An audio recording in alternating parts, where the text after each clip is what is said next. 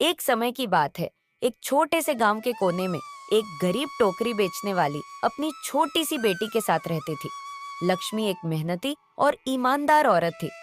भले ही वह भूखे रह लेती थी, लेकिन किसी के साथ गलत नहीं करती थी।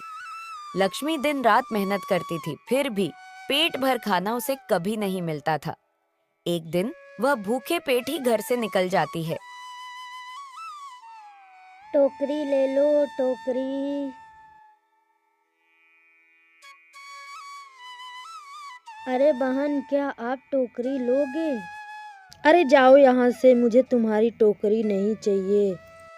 हे भगवान, बस आज कुछ बिक जाए ताकि मैं अपनी बच्ची के लिए दवा ले सकूं। लक्ष्मी अपनी टोकरी लेकर चल देती है अपने घर की ओर। लक्ष्मी ने सुबह से कुछ नहीं खाया था और टोकरी भी नहीं बिकी थी।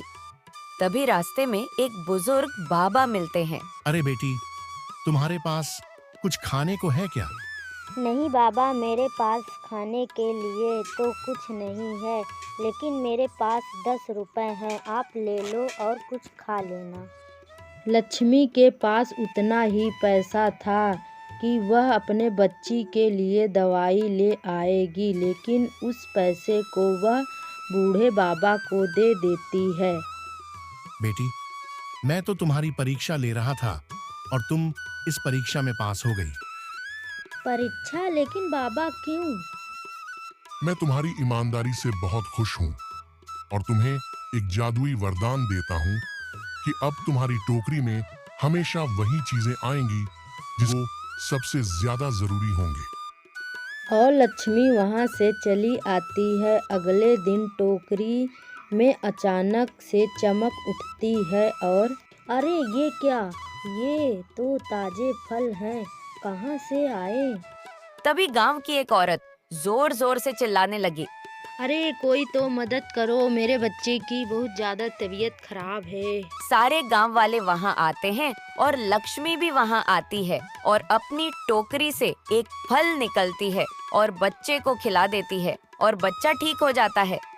तुम्हारा बहुत बहुत धन्यवाद लक्ष्मी। लक्ष्मी किसी से पैसे नहीं लेती, बस वह जरूरतमंदों की मदद करती चली जाती है। और उसी गांव में एक लालची सेठ जी रहता था।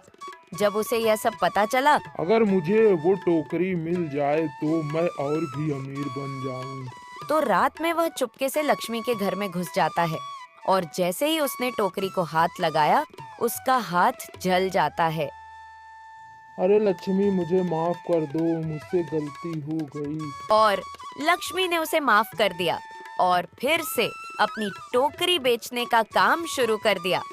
इस कहानी से हमें यह सीख मिलती है कि नेकी का फल हमेशा जादू की तरह होता है और लालच हमेशा इंसान को जला देता है। प्लीज लाइक, शेयर और सब्सक्राइब।